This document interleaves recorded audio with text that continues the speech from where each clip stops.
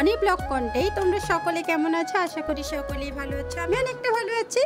তো সকাল সকাল দেখো ফুল দিয়ে শুরু করলাম, আর বাড়িতেই ফুলগুলো ফুটেছে, এত সুন্দর লাগছে না, ভাবলাম তোমাদের সাথে একটু এই মোমেন্টটা শেয়ার করে দিই। তাই দেখো দেখাচ্ছি, আর কেমন লাগছে এই ফুলগুলো অবশ্যই কমেন্ট করে জানিও। তো সকাল সকাল বাড়ির পাশ দিয়ে দেখো টাটকা টাটকা পুঁই শাক, লাল শাক, মাসি শাক এইসব বিক্রি করতে এসেছিলো।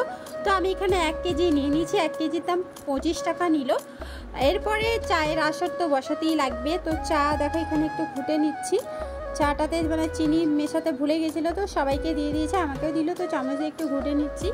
আর চা তো বিস্কুট না হলে চলবেই না, আর সকালে খালি পেটে চা খাওয়া একদমই উচিত নয়, তাই না? তো যাই হোক, আমি চাটা এই বিস্কিটটা দিয়ে খাচ্ছি, এটাকে আমরা খাড়ি বিস্কিট বলে থাকি, মানে বেকারি বিস্কিট। তো তোমরা কি বলে থাকো অবশ্যই কমেন্ট করে জানিও। তারপরে হঠাৎ করে কুচু স্কুল থেকে এসছে, দিয়ে আমাকে বলছে দেওয়ানে না প্রজাপতি উঠছে, তুমি তাড়াতাড়ি চলো ভিডিও করবে। তো যাই হোক, কুচকি তো ছোটো তো বোঝে না, তাই আমি বললাম কেন রে প্রজাপতি এসছে হঠাৎ করে, তোর বিয়ে নাকি?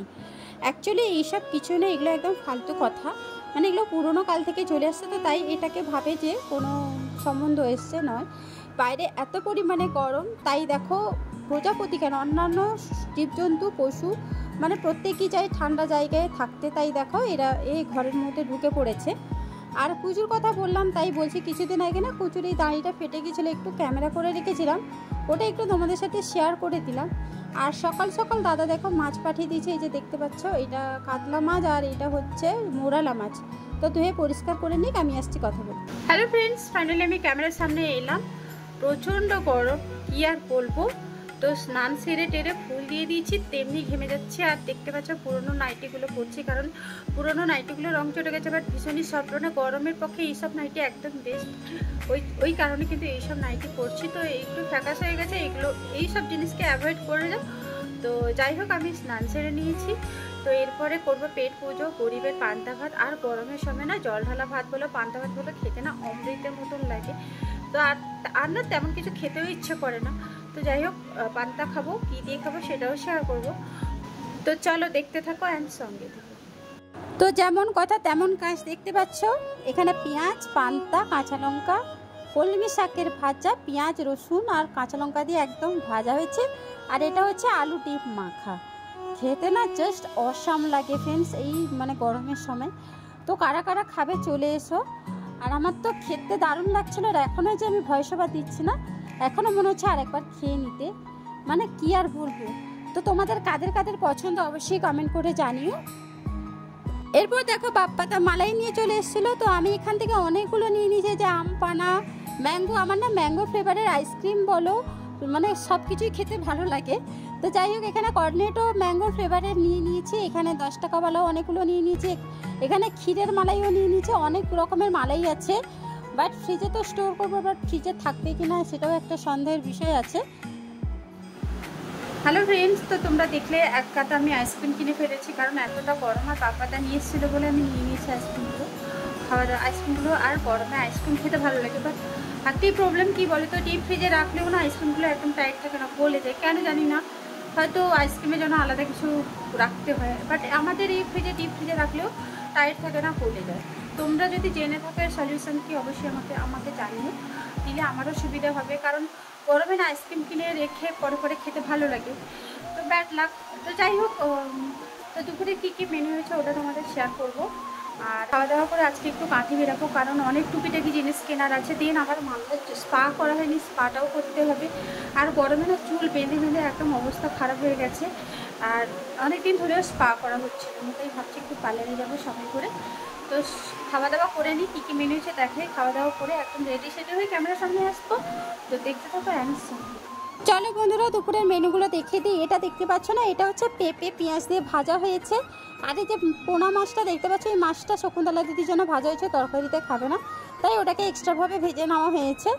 আর এই যে চুনো মাছ বা বৌরলা মাছ বলছিলাম, ওটা একটু দেখো পেঁয়াজ, কাঁচা লঙ্কা, একটু সর্ষে বাটা দিয়ে একটু চচ্চড়ি টাইপের হয়েছে, এতে আলু পড়েনি, জাস্ট শুধু মাছেরই হয়েছে।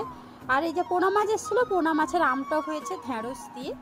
আর গরমকালে তো টক খেতে ভীষণই ভালো লাগে, কার কার টক খেতে ভালো লাগে অবশ্যই জানিও। আর এটা দেখছো এঁচোড় চিংড়ি হয়েছে, চিংড়ি মাছগুলো অনেক ছোট, তাই এখানে দেখাতে পারলাম না। Good evening friends. তো খাওয়া দাওয়া করে একদম বেরিয়ে পড়েছি, দেখতে পাচ্ছি 5:30। আজকে না কিছু লাগাইনি, জাস্ট একটু ময়শ্চারাইজার লাগিয়েছি, তাতেও ঘেমে ভূত হয়ে যাচ্ছি। আর একটুখানি লিপস্টিক লাগিয়েছি। তো চলো, আর ঘেমে এত গরম লাগছে, ঘেমে ভূত হয়ে গেছি। আর রাস্তা যেতে যেতে দেখো এই সূর্যের রূপটা দেখলাম, দেখো একটা মানুষের মতো, একটা মুখের মতন রূপ নিয়েছে, মানে একটা অস্বাভাবিকের মতন লাগলো। তাই ভাবলাম একটুখানি তোমাদের ক্যামেরা করে শেয়ার করে দিই। এরপরে টোটোতে উঠে পড়েছি, আর সেন্ট্রাল বাস স্ট্যান্ডের ভিউটা তোমাদের একটুখানি দেখাচ্ছে, জাস্ট ওয়াও লাগছে। মানে এই সন্ধ্যার সময় জাস্ট লাইটিংটা জ্বলে উঠলো, আর ভাবলাম একটুখানি ক্যামেরা করে নিই। তো অনেক কিছু শপিং করে নেওয়ার পরে মনে পড়লো তোমাদের সাথে একটু শেয়ার করতে লাগবে, তাই দেখো পেটিং হাউসে এসেছিলাম। পেটিং হাউসে একটুখানি ক্যামেরা করেছি। এই যে দেখতে পাচ্ছি একটা মশারি নিলাম, এই যে দেখো একটা বালিশের কভার, 2-3টে নিয়েছি, কালারগুলো জাস্ট দারুণ লাগছে। আর এই পেটিং হাউসটা না সব পোস্ট অফিসের সব থেকে বড় পেটিং হাউস, এখানে A to Z সব কিছুই অ্যাভেলেবেল পাওয়া যায়। Hello friends, good morning. তো আবার সকাল থেকে ভিডিওটা শুরু করলাম। তো গতকাল আমি কাঁথি গেছিলাম, তবে পার্লারে যাওয়ার কথা ছিল, পার্লারেও গেছিলাম, বাট পার্লারে প্রচণ্ড ভিড় ছিল। আর আমি যদি একটু ফোন করে চলে যেতাম তাহলে হয়তো এতটা অসুবিধা হতো না। আর প্রচণ্ড ভিড় ছিল, আর আমার স্পা করতে অনেকটা রাত্রি হয়ে যেত, তাই আমি বাড়ি চলে এসেছি, আর ভিডিওটা কন্টিনিউ করিনি। তো সকাল থেকে আবার শুরু করলাম। তো দেখতে পাচ্ছি প্রচণ্ড রোদ, এখন 6:30 বাজে, 6:30 এত পরিমাণ রোদ, তার মানে ভাবো আর মানে বেলা হলে কি হবে, মানুষ বাঁচতে পারবে কিনা জানি না। একটুও বৃষ্টি নেই, কিছু নেই। তো যাই হোক, চলো নিচে যাই, এরপরে আজকে সারাদিনটা কি করি অবশ্যই শেয়ার করবো, তো দেখতে থাকো। তো সকাল থেকে তেমন কিছু দেখানোর ছিল না, তাই দুপুরের মেনুতে চলে এলাম। এই যে কলমি শাকের ভাজা দেখতে পাচ্ছ, আজকেও কলমি শাকের ভাজা হয়েছে, পোনা মাছগুলো ফ্রিজে ছিল, তো দুটো দাদার জন্য ফ্রাই করে নিয়েছি পেঁয়াজ বাটা লঙ্কা বাটা দিয়ে, আমরা খাবো না। আর এখানে দেখো ঢ্যাঁড়স, একটা নোনা মাছ দিয়ে একটা ঝাল ঝাল হয়েছে, ঢ্যাঁড়স আলু। এই যে নোনা মাছটা, এটা আমরা গাংচুনা বলে থাকি, বা ক্ষীরা বিচা এরকম টাইপের মাছ বলে থাকি আমাদের ভাষায়।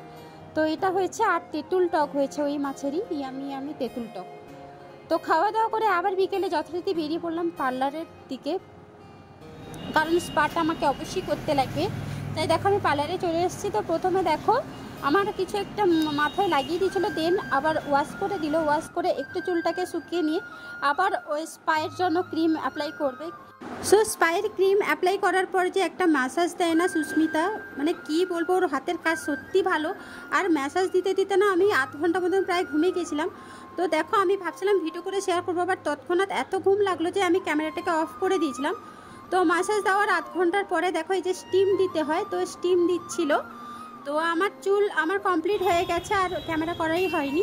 তো এরপরে দেখো ভবতারিণী মন্দিরটা জাস্ট দারুণ লাগছে সন্ধ্যাবেলা, আমার সত্যি দারুণ লাগছিল। তারপরে সন্ধ্যা আরতি হয়েছিল, প্রায় 15 মিনিট মতন আমি মায়ের মন্দিরের সামনে বসেছিলাম। আমার ভালো লাগে এইসব জিনিস, কেন জানি না। তো সন্ধ্যা আরতিটা আর ক্যামেরা করা হয়ে ওঠেনি, আমি বাড়ি চলে এসেছি। বাড়ি এসেছি আর অনেক কিছু নিয়ে এসেছি, অনেকদিন ধরে তেলে ভাজা খাওয়া হচ্ছিল না গরমে বলে।